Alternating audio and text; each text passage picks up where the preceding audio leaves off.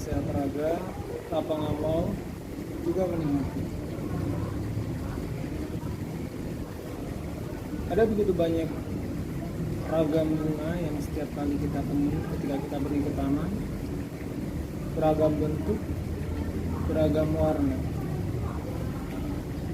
dan adalah sebuah jalan terindah ketika kemudian kita memilih untuk memutuskan membiarkan bunga itu tumbuh sesuai dengan bentuknya dan mekar sesuai dengan warnanya, dan bukan memaksakan untuk tumbuh seperti warna dan bentuk yang kita inginkan.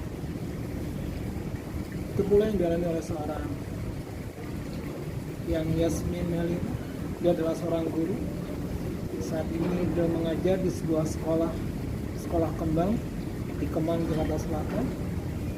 Setiap hari beliau berhadapan bertemu dengan beragam sosok anak-anak dengan latar belakang keyakinan yang berbeda, latar belakang hobi yang berbeda, dan tentunya latar belakang nilai-nilai budaya yang berbeda juga. Dan ternyata dari situlah tenggang rasa, toleransi ditumbuh suburkan.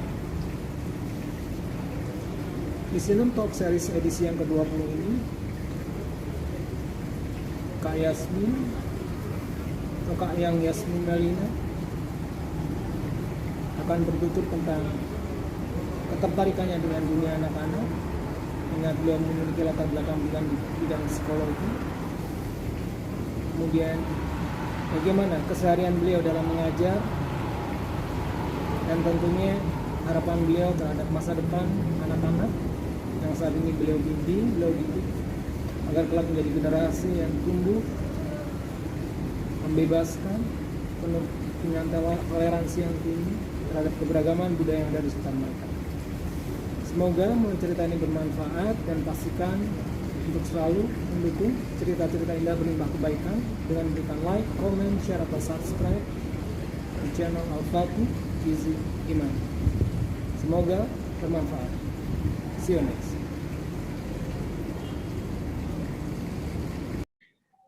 Baik. Assalamualaikum warahmatullahi wabarakatuh. Waalaikumsalam warahmatullahi wabarakatuh. Teman-teman semuanya, hari ini kita sedang datang tamu istimewa, Kak Meli. Kak Meli seorang guru ya. Kak Meli boleh memperkenalkan dulu barangkali ke teman-teman? Hai semuanya, aku Meli. Dulunya sekolah di Anissa Angkatan 3. Saat ini bekerja sebagai guru SD. Sebelumnya guru TK atau guru PAUD, tapi sekarang lagi mengajar di SD di sekolah yang sama, yaitu Sekolah Kembang yang lokasinya di daerah Kemang. Selain itu saya juga ibu rumah tangga juga. Gitu. Itu saja. Gitu aja. Baik. Suara bagus terdengar jelas kan di situ? Terdengar. Suara baik, saya? Iya. Oke, kalau gitu saya bicaranya lebih keras deh. Iya, soalnya sih bagus lagi di luar nih. Oh iya. Nggak suara motor. Baik, mungkin yang pertama Kak Meli, mungkin Agus kan sudah lama nih tidak mendengar kabar Kak Meli. Mungkin dulu start dari pendidikan akhir mungkin ya, kuliahnya boleh diceritakan dulu ambil kuliah di mana, kemudian jurusannya apa, dan apa yang dipelajari, boleh silakan. Boleh. Dulunya itu kuliahnya di BINUS, Universitas BINUS, Bina Nusantara. Itu jurusannya psikologi. Jadi saya lulusan sarjana S1-nya psikologi. Di situ belajarnya tentang manusia sih, secara umum ya. Terus dari situ baru kemudian memilih bidang pekerjaan. Kan sebenarnya psikologi bisa kemana aja, karena yang penting ada orangnya gitu kan. Tapi memang lebih banyak orang-orang biasanya ke HRD kan, jadi di bagian HRD gitu. Tapi saya sebenarnya kurang tertarik untuk kerja kantoran, jadi saya memilih jalur lain, dan ternyata saya bisa jadi guru juga walaupun bukan di sarjana pendidikan. Ternyata sekarang bisa juga gitu walaupun dari sarjana psikologi untuk mengajar di guru PAUD ya, waktu itu saya tertariknya. Gitu deh. Oh iya. S1-nya psikologi. Ada kata S1-nya, berarti ada yang kurang, ada yang belum lengkap kalimatnya barangkali ya. S1-nya, S2-nya. Oh, nggak ada. S1 doang. Belum S2 sih. Iya, Belum insya tertarik Allah. juga. Tentang psikologi apa sih hal yang mungkin apa menjadi interest, menjadi ketertarikan Kak Meli kenapa ambil psikologi, dan mungkin barangkali ada mindset di masyarakat tentang cara mereka memahami psikologi itu, apakah ada yang perlu diluruskan atau ada yang perlu ditambahkan seperti itu tentang psikologi? Kalau biasanya orangnya pada umumnya kalau dengar kuliah di psikologi kan mikirnya bisa baca pikiran gitu kan, atau untuk orang-orang sakit jiwa aja gitu. Ya. Tapi sebenarnya psikologi lebih luas sih daripada itu. Jadi intinya kan memang psikologi itu mempelajari pikiran, perasaan, hubungan, interaksi sosial kan. Jadi apapun pasti melibatkan psikologi, segala bidang itu pasti melibatkan psikologi. Jadi kalau belajar psikologi itu menarik sekali buat saya karena saya memang tertarik dengan manusia gitu kan. Kayak kenapa seseorang berperilaku tertentu atau kenapa dia bisa berkepribadian seperti itu, atau kejadian-kejadian sosial lainnya sih banyak gitu kan, yang hal-hal lain yang menurut saya menarik gitu. Jadi saat saya kuliah psikologi itu rasanya menyenangkan aja karena memang saya suka gitu. Oh iya, psikologi. Apa namanya? Barangkali ada buku yang menjadi inspirasi Kak Meli, kan dulu suka sekali baca buku kan, yang membuat adakah mungkin apa namanya, selain motivasi internal ya, tertarik sama orang-orang, tertarik sama ya mungkin perilaku masyarakat, adakah faktor eksternal yang membuat Kak Meli mengambil jurusan psikologi? Kalau dari luar sebenarnya bukan buku sih, tapi serial TV. Jadi waktu itu pas SMA itu zamannya suka nonton Criminal Minds, terus CSI yang kayak gitu-gitu. Jadi sebenarnya tertariknya ke forensik dulu, psikologi forensik gitu. Terus jadi makanya jadi tertarik untuk mendalami psikologi. Tapi setelah belajar kuliah di psikologi sih minatnya jadi lebih lebih tahu lebih banyak kalau psikologi bukan cuman itu, dan ada banyak bidang lain yang lebih menarik buat saya itu anak, psikologi anak gitu. Oh iya, iya. Bidang anak dan pendidikan gitu. Ternyata saya juga baru tahu setelah kuliah gitu. Oh iya. Berarti itu sudah ketemu ya kata kuncinya untuk S2 ya, psikologi anak dan pendidikan. Iya. Iya, dari kuliah ke bidang pekerjaan yang sekarang, apakah saat itu selalu langsung menjadi seorang guru, ataukah ada proses lain yang dijalani? Waktu lulus itu langsung sih, tapi memang prosesnya agak lama gitu. Jadi lulus tahun 2015, baru kerja itu tahun 2016 awal.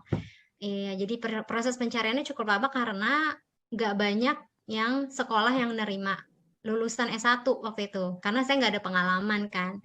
Cuman ada pernah volunteer di sekolah negeri di sekitar BINUS waktu itu. Cuman itu doang pengalaman saya. Terus jadi saya banyak lamar di sekolah-sekolah, belum ada yang panggil, sampai ada yang memanggil itu di nama tempatnya itu Rumah Dandelion. Rumah Dandelion bukan sekolah, tapi seperti tempat stimulasi anak usia dini. Dan di situ salah satunya ada dosen BINUS juga yang kenal gitu. Jadi dia bisa telepon teman dosennya yang kenal sama saya, jadi dia bisa beri referensi dari situ, dan ternyata saya diterima gitu. Karena referensinya bagus gitu kan, jadi saya bisa diterima gitu.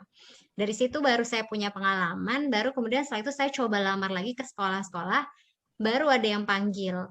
Karena sebelumnya nggak ada yang panggil sama sekali gitu kan. Setelah saya ada pengalaman di Rumah Dandelion itu baru ada yang panggil, salah satunya Sekolah Kembang gitu. Baru saya akhirnya melalui proses interview, wawancara, observasi di sana, dan akhirnya diterima. Sempet sambil kerja juga di Rumah Dandelion, karena Rumah Dandelion itu weekend waktunya. Itu kan untuk anak dan orang tua soalnya, bukan cuma untuk anak-anak. Jadi weekend, jadi saya kerja di Sekolah Kembang, weekendnya di Rumah Dandelion. Sampai akhirnya saya kayak nggak sanggup, saya mundur dari dari Rumah Dandelion gitu. Terus baru deh saya Sekolah Kembang aja gitu. Berarti pelajaran berharganya adalah sangat dibutuhkan sisi praktiknya ya, selain pengetahuan tentang psikologi, dunia kerja dalam hal ini terutama psikologi, praktiknya benar-benar sangat dihargai. Jadi mirip-mirip koas barangkali ya. Jadi harus praktik dulu baru bisa diterima. Iya, betul. Ya, untuk psikologi. Kemudian apa namanya? Begitu ini langsung ke sekolah kembang berarti.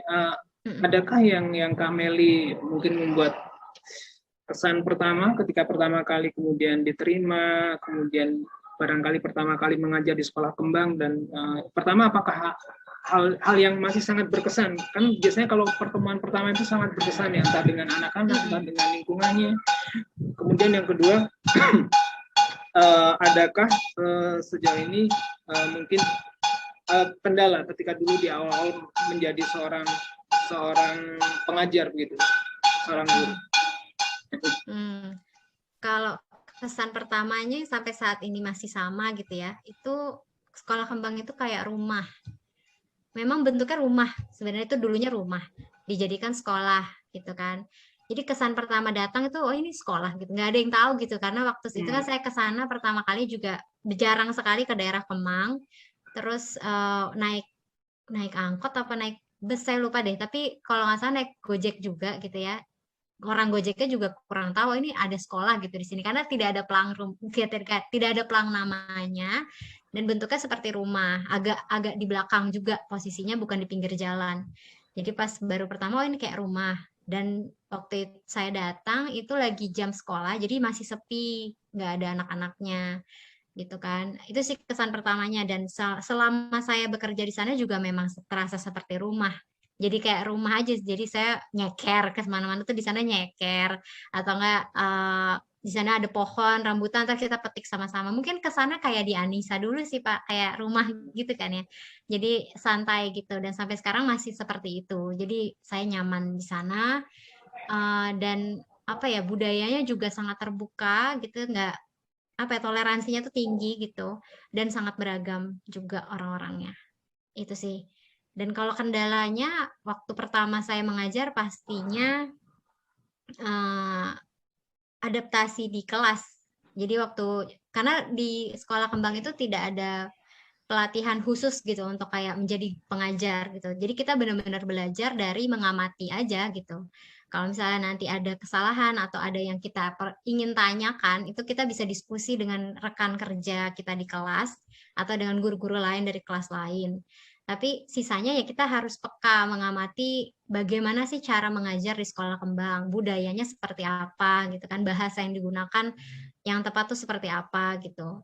Benar-benar mengamati aja. Jadi benar-benar kayak coba salah ya udah besok coba cara lain gitu.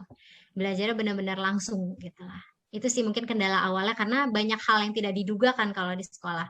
Anak-anaknya hari ini tiba-tiba entah kenapa nangis misalnya gitu. Banyak hal-hal yang kita di luar dugaan lah. Belajar untuk spontan itu juga sih.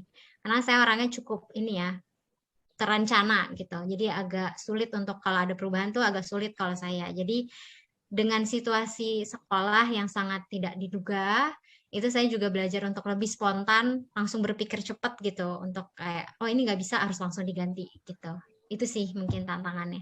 Sampai sekarang itu juga masih jadi tantangan, tapi lebih mudah mungkin dilakukan, karena udah lama kan, ada pengalaman gitu. Meli masuk 2016 ya di sekolah kembang ya, kurang lebih. Iya, betul. Kemudian sekolah kembang sendiri berdirinya di tahun berapa itu, Kak Meli? Tahun 1974. Sekolah kembang? Iya. Belum Kak Meli tahun 1974. Belum. Berarti apa ya namanya, sebuah apa ya, kalau mungkin dalam konteks budaya heritage gitu, jadi benar-benar warisan suatu yang sudah lama, tapi kemudian ternyata mungkin hanya segelintir orang yang mengenal, tapi ternyata bisa dikatakan itu berarti memang sebuah tempat pendidikan yang bagus ya. Mungkin apa artinya, orang mungkin tidak begitu banyak mengenal, bahkan tadi Bagus juga sempat kaget, 1974 itu. Tapi orang tidak banyak mengenal. Dalam pengamatan mungkin Kak Meli sejauh ini, seperti apa persisnya budaya belajar, budaya mengajar di sekolah kembang itu? Boleh dijelaskan? Boleh. Jadi iya memang tidak banyak orang yang kenal. kayaknya lebih banyak tuh dari turun temurun aja. Misalnya kakeknya dulu sekolah di situ, nah cucunya mungkin jadi sekolah di situ juga. Jadi kayak semacam kayak gitu sih jadinya. Dan dari mulut ke mulut kalau sekarang ya. Dan mungkin orang-orang sekitar situ aja gitu yang tahu. Tapi karena sekarang sosial medianya juga lagi berkembang, sekolah kembang ini, jadi mungkin sekarang sudah lebih banyak orang-orang di luar sana yang tahu tentang sekolah kembang gitu. Memang promosinya lagi digencarkan juga ya dibandingkan dulu. Memang lebih banyak orang yang tahu sekarang gitu. Terus kalau budayanya di sekolah kembang itu dia punya nilai-nilai, dia bilangnya nilai-nilai kembang. Intinya visi dan misinya itu memang ingin menciptakan perbedaan gitu kan. Terus melahirkan murid yang jadi pembelajar sepanjang hayat gitu sih intinya itu. Dan nilai-nilai lainnya itu kayak ada kebahagiaan, kebanggaan, kasih sayang, terus penghargaan, terus apa lagi ya, saya lupa gitu ya. Pokoknya ada beberapa nilai-nilai yang seperti itu. Kalau yang saya rasakan sih selama mengajar di sekolah kembang itu dia nilainya memang keragaman sih yang paling utama. Jadi kan ini sekolahnya swasta tapi umum ya, bukan kayak sekolah Islam gitu atau sekolah agama tertentu. Jadi seperti sekolah negeri tapi swasta gitu, isinya banyak orang tapi ya swasta gitu. Nah, jadi isinya beragam sekali sih, maksudnya dari segi agama, terus suku budaya gitu ya, beragam orang-orang Indonesia sih. Tapi sebetulnya dulunya itu banyak orang asing juga yang sekolah di situ, karena memang di daerah situ kan banyak ekspat gitu dulunya. Tapi kalau sekarang orang Indonesia lebih banyak. Itu kali ya budayanya yang paling banyak itu keragaman, terus perbedaan tuh sangat diterima lah gitu. Setiap anak tuh punya kebutuhan yang masing-masing yang berbeda, terus guru-gurunya juga punya kebutuhan yang berbeda. Jadi kita bisa berkembang dengan pace kita masing-masing, sesuai kebutuhan kita masing-masing gitu. Misalnya kita butuh apa, pelatihan apa, kita bisa bilang aja gitu kan ke bagian HRD-nya atau ke bagian kepala sekolahnya gitu. Ntar kita cari cara gitu supaya bisa mengembangkan di bagian yang kita butuhkan itu. Tuh, itu kali ya yang paling utamanya. Oh iya. Keberagaman berarti ya, mungkin bisa dibilang ini sebuah miniatur budaya ya, ada dalam negeri, ada luar negeri, ada yang tadi apa namanya, dari sisi keyakinan pun ada yang beragam begitu. Nah, apakah itu kan pasti dengan keberagaman tadi tentu asumsinya adalah tidak mudah untuk menyatukan keberagaman itu. Menyatukan dalam arti bukan kemudian membuat seragam jadi satu warna, bukan, tapi artinya sebagai contoh misalnya barangkali di satu budaya tertentu makan itu dianjurkan menggunakan tangan kanan, tapi mungkin di budaya yang lain ternyata nggak masalah, apalagi apa namanya, ada yang menggunakan tangan kiri, dan di sisi lain juga ada yang memang orang dengan punya kecakapan hand namanya, memang dia memang kidal begitu. Kidal gitu ya. Bagaimana, ada tidak kendala semacam itu menyatukan itu kan pasti tidak mudah ya, baik dari sisi praktik terutama konsep, apalagi masih anak-anak ya. Gimana ceritanya Kak Mel?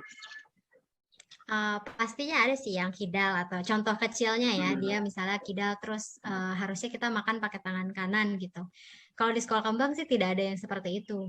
Dalam artian tidak ada nilai yang sama gitu. Jadi kalau misalnya ada yang menurut ada satu anak misalnya dia makan pakai tangan kiri walaupun dia nggak kidal misalnya. Terus apakah ada anak yang bertanya gitu misalnya, kok dia makan pakai tangan kiri? Mungkin ada, tapi kita akan menjawabnya dengan ya mungkin dia punya cara yang berbeda gitu. Jadi tidak ada yang salah gitu di sekolah kembang tuh, tidak ada yang salah kecuali hal-hal yang memang salah ya, misalnya menyakiti teman gitu. Tapi kalau hal-hal seperti itu kita akan menjawabnya dengan ya memang dia berbeda aja gitu, dan itu nggak apa-apa gitu sih, intinya sih selalu seperti itu. Kalaupun ada anak yang bertanya, lama-lama juga anak-anak sebenarnya lebih cepat ngerti ya dari orang dewasa gitu ya, karena mereka kan belajar langsung dari awal. Kalau yang seperti itu mereka tahu, mereka akan seterusnya pahami seperti itu. Jadi kalau kita tanamkan perbedaan itu bukan masalah, mereka akan meyakini hal yang sama. Dan kalau mereka menemukan temannya bertanya, mereka akan memberitahu temannya itu. Mereka nggak beda dan itu nggak apa-apa gitu. Kayak gitu sih. Ya. Berarti toleransi yang dimulai sejak dini ya di sekolah kembang ya.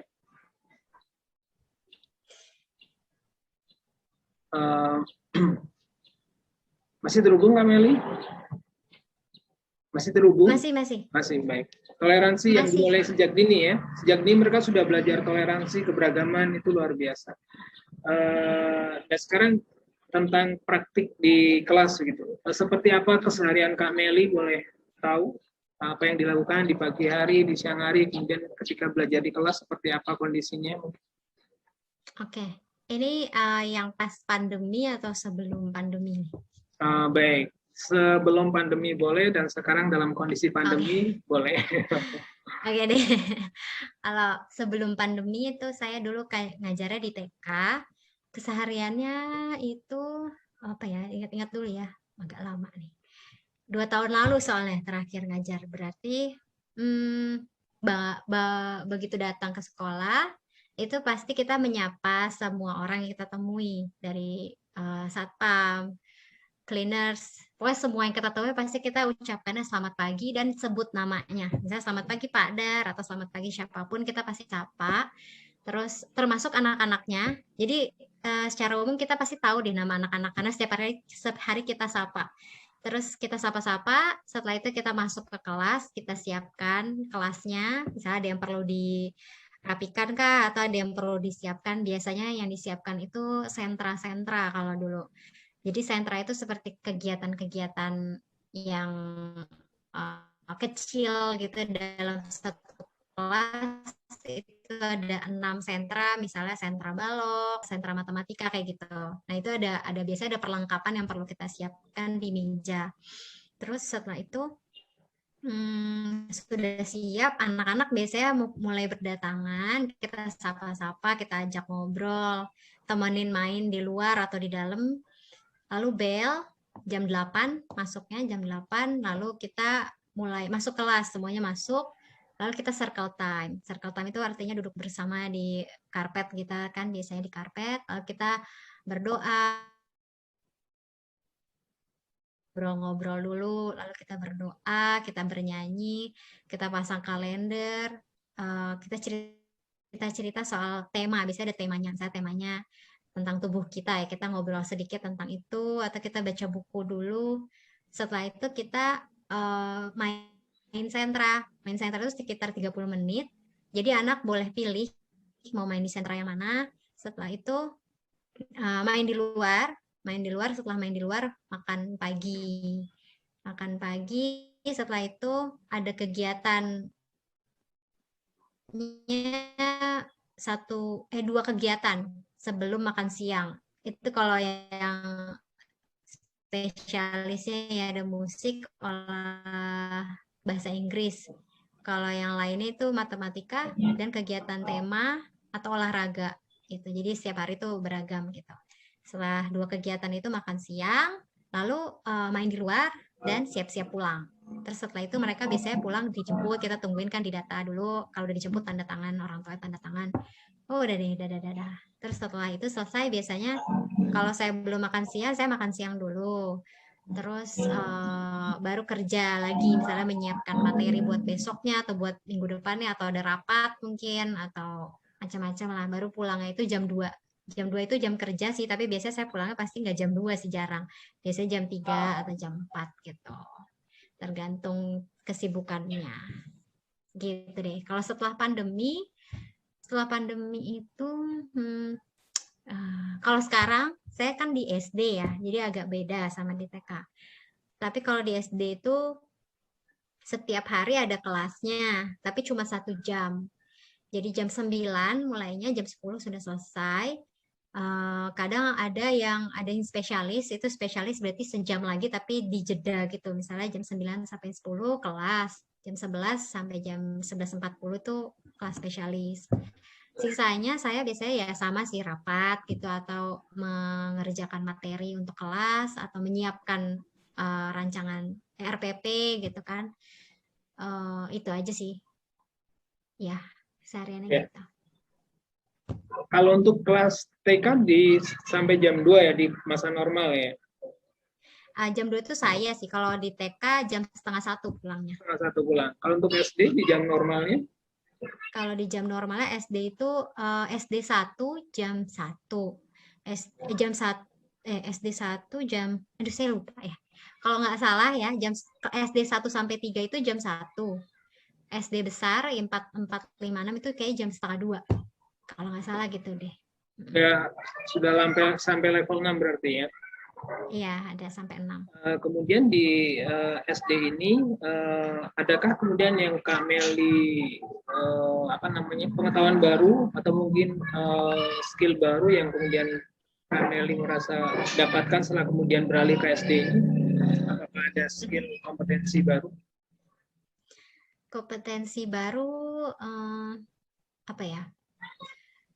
Jenjangnya berbeda ya. Kalau di TK kan pelajaran itu lebih kepada pengembangan diri anak gitu. Ada juga sih pelajaran kayak pra matematika atau pra bahasa gitu ada juga. Tapi yang lebih fokusnya ke sosial emosional kalau di TK. Nah kalau di SD itu materinya sudah lebih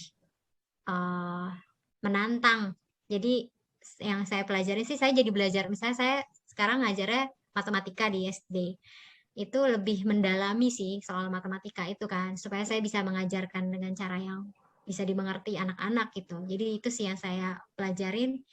Saya harus benar-benar kupas gitu, matematika tuh seperti apa gitu kan. Dulunya saya kalau di TK kayak ya udah langsung aja gitu karena lebih gampang gitu istilahnya. Kalau di SD jadinya lebih belajar tentang itu, matematika. Lalu kalau dengan anak-anaknya sih kurang lebih nggak terlalu berbeda ya dengan yang di TK, maksudnya hubungannya tuh sama gitu, kita perlu dengarkan gitu kan, atau kita terima perbedaannya mereka seperti apa gitu-gitu aja sih. Mungkin itu ya yang paling menonjol buat saya di SD ya, materinya lebih menantang gitu. Ya. Belajar berarti memang menjiwai dari visi sekolah sendiri ya, bukan hanya murid-muridnya yang menjadi pembelajar seumur hidup, ternyata gurunya juga benar-benar sehati. Kalau dari sisi ini mungkin agak teoretis ya. Sebenarnya kalau dari sisi psikologi sendiri, seperti apa sebenarnya proses tumbuh kembang anak itu terjadi, dan bagaimana dari sisi pendidikan seyogianya memberikan pendekatan pendidikan yang memang kami ini kan punya latar pendidikan psikologi yang dalam hal ini adalah mengajar, mendidik dari sudut pandang psikologi itu seperti apa sebenarnya sesungguhnya, terutama untuk pendidikan anak usia dini ya, KPTK dan mungkin SD.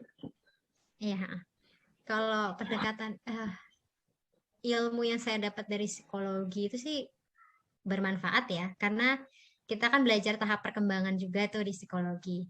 Sempat ada mata kuliah psikologi pendidikan juga gitu kan, dan psikologi perkembangan. Jadi dengan mengetahui tahap perkembangan anak itu jadinya lebih mudah untuk menghadapi anak di tiap jenjangnya gitu. Jadi tahu kalau emang ini lagi masanya gitu, bukan karena ada yang salah sama anaknya, tapi memang itu sedang ada di tahap itu gitu. Misalnya dia lagi bisa bohong gitu, atau misalnya melawan gitu istilahnya, tapi ternyata itu memang lagi masanya dan justru mungkin malah merupakan hal baik gitu kalau dia bisa bohong, berarti dia sudah berada di tahap yang tepat gitu, karena dia sudah mampu untuk melakukan kebohongan. Itu kan sesuatu yang sulit sebenarnya gitu. Dengan kita tahu hal itu, kita jadi tidak menghakimi anak sih, jadinya kita bisa melakukan tindakan atau menanggapi anak dengan tepat, karena kita tahu memang itu sedang ada di tahap perkembangan yang itu.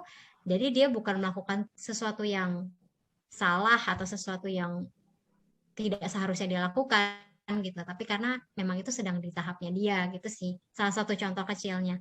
Jadi kita bisa melakukan tindakan yang tepat lah kalau kita tahu gitu tahap-tahap perkembangan anak.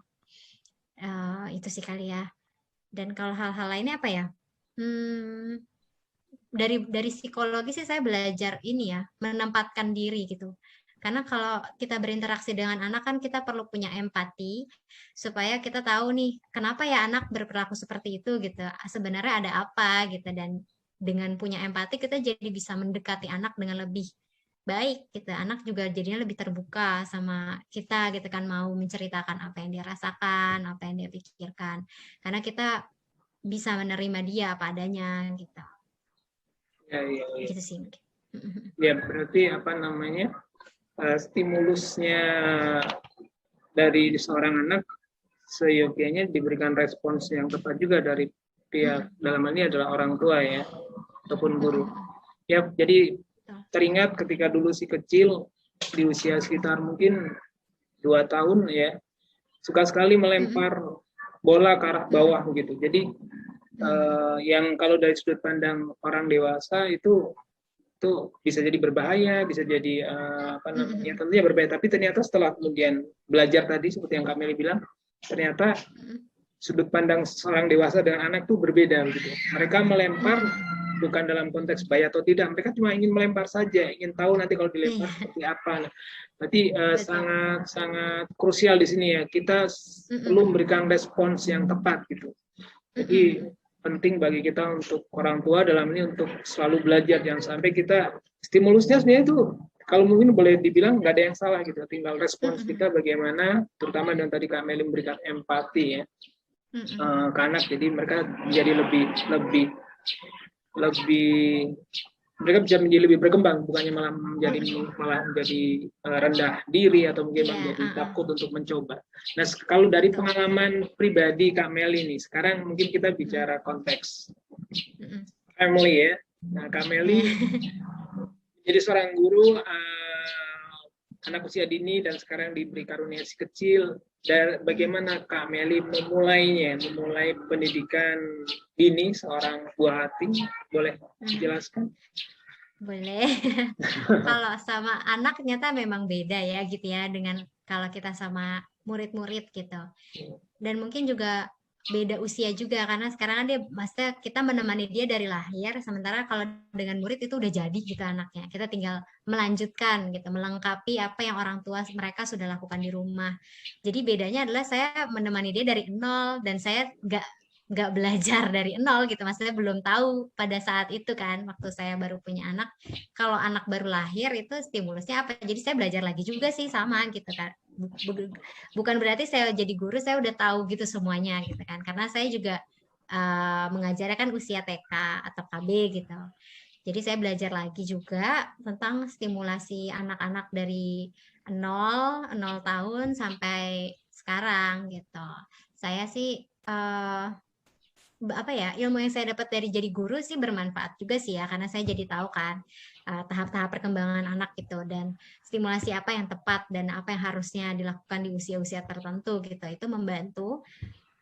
Tapi kalau dengan anak sendiri pastinya ada rasa kayak ada rasa cemas gitu, takut salah juga gitu, takut salah, terus takutnya apa ya, udah boleh belumnya dilakukan. Misalnya saya takutnya terlalu cepat memberikan stimulasi karena saya pengennya tuh anak udah sampai mana gitu kan, karena tahu harusnya udah dilakukan nih, tapi sebenarnya mungkin belum perlu, tapi karena saya cemas tadi jadinya ada rasa cemas-cemas kayak gitu. Apa ya, kalau di rumah sih biasanya dengan anak kegiatannya sebenarnya nggak terlalu direncanakan sih. Saya pinginnya sebenarnya direncanakan kayak misalnya kayak sekolah gitu. Tapi karena masih usia masih 14 bulan juga, paling kegiatannya dimulai dengan terutama membacakan buku, ajak ngobrol, terus pokoknya ajak bicara terus setiap hari, lalu apa ya, menemani dia main sih. Sebenarnya cukup dengan kita hadir, terutama untuk anak di usia segini ya, karena belum banyak yang bisa dilakukan kan. Cukup dengan kita hadir itu sebenarnya sudah sangat membantu. Karena kan kita ada di sana gitu, kita nemenin dia melakukan banyak hal, kita ajak dia ngobrol, itu udah banyak sekali yang terstimulasi kan, dari bahasanya, sosial emosionalnya, dan dari apa ya, itu terutama itu. Jadi misalnya dia lagi explore jalan-jalan, sekarang udah bisa jalan kan, jalan-jalan itu ya dia belajar banyak hal juga. Atau dia misalnya bongkar-bongkar tas saya atau bongkar-bongkar lemari, laci, itu udah cukup sih kalau menurut saya gitu kan, karena dia udah belajar banyak banget. Datang anaknya. Terus apa namanya, Iya, kayak gitu sih. Atau bisa ajak nyanyi juga kayak gitu. Terus sekarang sih lagi suka ajak main-main sensori ya, misalnya kayak water beads gitu atau pasir. Halo. Atau atau Iya benar ya. main air gitu-gitu. Iya, itu sih biasanya. Kayak gitu aja sih paling sehari-hari. Terus ajak main keluar juga gitu sih yang utama. Nyeker gitu. Main keluar. Apa namanya, sebenarnya sudah dapat kata kunci ya. Kehadiran kita itu sangat berarti buat mereka. Yang mungkin kita menganggap itu hal yang sederhana ya, atau mungkin malah bisa jadi bukan tidak berarti. Ternyata itu berarti buat anak apalagi masa saat ini ya. Dengan kita hadir, mereka menjadi ada teman begitu ya, ada teman untuk berbagi, berbicara, dan ya mungkin agak jadi apa ya, mungkin agak bukan aneh, artinya saya ngajar sangat well planned ya, tapi ternyata ketika dengan anak ternyata mengalir itu saja. Artinya tidak perlu dipaksakan juga harus well planned ya, artinya kita lebih tahu kondisinya. Yang penting mungkin itu tadi, dengan semakin kita sering hadir kita jadi lebih tahu. Justru mungkin malah planning itu dibuat ketika kita hadir bersama anak-anaknya, kita ngapain, kita seperti itu. Kemudian tentang ini Kak Meli, tentang golden age gitu. Mungkin usia-usia emas anak itu benar mereka, kalau boleh dibilang kesan pertama itu sangat membekas buat mereka gitu ya. Gimana advice, saran dari Kak Meli, kita sebagai orang tua bisa memanfaatkan usia emas itu bisa menjadi lebih maksimal gitu. Karena kakak sendiri punya pengalaman, misalnya si kecil ini diberi stimulus sesuatu yang baik begitu dan terus menerus berangsur, dia akan selalu ingat. Tapi begitu diberikan stimulus yang katakanlah negatif, yang baik itu kemudian sangat mudah untuk dilupakan begitu. Iya. Mungkin boleh tips Kak Meli? Tipsnya apa ya, sebagai orang tua baru juga mungkin tips saya itu adalah ya hadir sesering mungkin, kualitas ya, lebih kualitas ya daripada kuantitas. Sebenarnya kualitas itu lebih penting. Jadi walaupun misalnya kita bekerja atau kita nggak bisa selalu ada sama si kecil, tapi saat kita bersama mereka itu kita benar-benar hadir dan benar-benar ada gitu ya, itu jauh lebih bermakna daripada kita selalu ada tapi kita main HP misalnya, atau kita nggak benar-benar ada lah gitu. Yang penting kualitas. Terus walaupun memang kita mungkin takut ya kalau misalnya di golden age ini kita melakukan suatu kesalahan, lalu takutnya anak jadi negatif gitu karena suatu kesalahan yang kita lakukan. Sebenarnya tidak perlu terlalu cemas, karena anak itu apa ya, cepat belajar kan. Jadi walaupun ada hal yang misalnya dia jadi negatif karena suatu stimulus, itu tidak perlu terlalu cemas, karena kita cukup berikan banyak hal positif lagi aja, itu anak akan cepat melupakan hal yang negatif gitu. Jadi sebenarnya tidak semembekas itu juga gitu, walaupun mungkin kalau sering yang negatifnya sering itu juga akan berdampak memang. Cuman kalau kita lebih banyak nih, misalnya satu kesalahan kita timpakan dengan 5 hal baik, itu akan sangat membantu sih untuk anak jadi positif lagi gitu dan berkembang sesuai dengan usianya atau usia tumbuh kembangnya dia gitu. Mungkin kuncinya tidak perlu terlalu cemas gitu. Karena kan orang tua sering cemas-cemas kayak gitu kan ya, termasuk saya juga. Dengan tidak terlalu cemas jadi kita bisa lebih menikmati saat-saat bersama mereka gitu. Jadi dijalanin aja gitu kan. Maafkan diri sendiri gitu kalau misalnya buat kesalahan. Karena nggak mungkin sempurna kan orang tua gitu. Itu sih mungkin. Berkah ya, sebuah keberkahan ya pandemi untuk Kak Meli ya. Di saat pandemi datang, Kak Meli hadir tadi buat si kecil. Nah mungkin mungkin pertanyaan terakhir ya, gimana bagi orang tua nih yang, karena mungkin tidak semua orang tua pasti secara fisik bisa terus-menerus dengan si kecil. Menurut Kak Meli bagaimana memaksimalkan kehadiran kita, terutama bagi orang tua yang punya work hours di luar rumah, kemudian atau mungkin barangkali malah tidak setiap hari kemudian pulang, gimana saran dari Kak Meli seperti apa? Untuk memaksimalkan waktu bersama anak sih ada yang namanya floor time. Floor time itu jadi sebenarnya nggak perlu lama, 30 menit aja setiap hari, itu kita benar-benar tidak ada distraksi apapun, HP disimpan, TV dimatikan, semua yang bisa mengganggu gitu ya, waktu dengan anak itu dihilangkan. Lalu kita biarkan anak memimpin.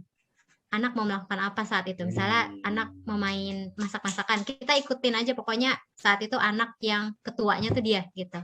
Jadi kita lakukan kegiatan sesuai dengan yang anak mau, kita ikutin benar-benar. Anak mau kita jadi koki, kita jadi koki gitu. Lakukan, pokoknya nikmatin, hadir, benar-benar hadir sama anak. Setiap hari dilakukan ya, 30 menit aja itu cukup gitu. Itu bisa sangat membantu anak merasa dekat dengan kita. Dan kalau misalnya punya anak banyak, sebisa mungkin quality time satu-satu dengan anaknya gitu. Misalnya hari ini jalan berdua sama kakak, besok sama adik gitu. Gitu sih.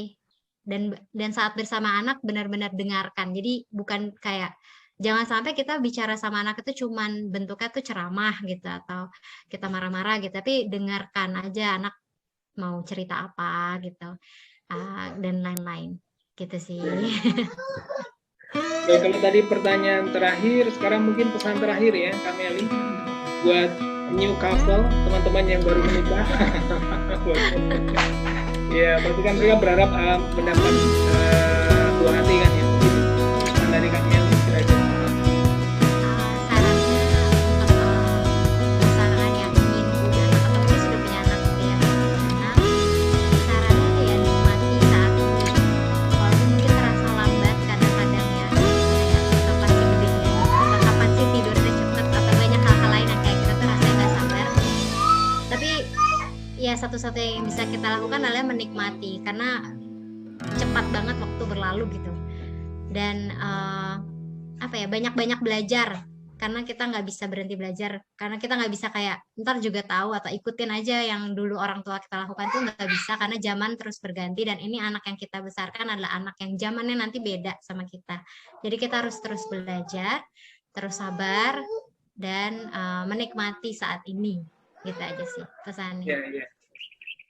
Baik, terima kasih Kak Meli. Dan walau alam apakah Kak Meli sependapat atau tidak, tapi kalau kakak sendiri punya keyakinan dalam beberapa hal ya, guru terbaik itu justru si kecil, buah hati kita.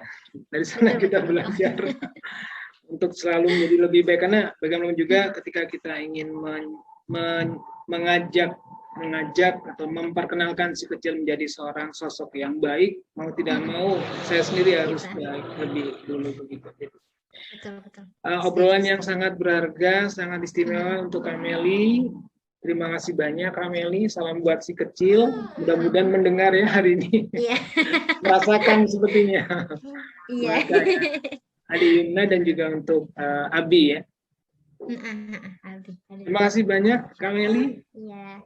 Sama-sama. Semoga selalu sehat. Iya, muncul dia. Waalaikumsalam Adi Yumna. Iya, sama-sama Kak Agus. Lekas tumbuh, lekas besar ya. Iya. Jadi putri yang salehah. Terima kasih Kak Meli, terima kasih Adi Yumna. Pak Agus akhiri. Assalamualaikum warahmatullahi wabarakatuh. Waalaikumsalam warahmatullahi wabarakatuh. Sehat-sehat Kak Agus. Ya. Agus izin live ya. Iya.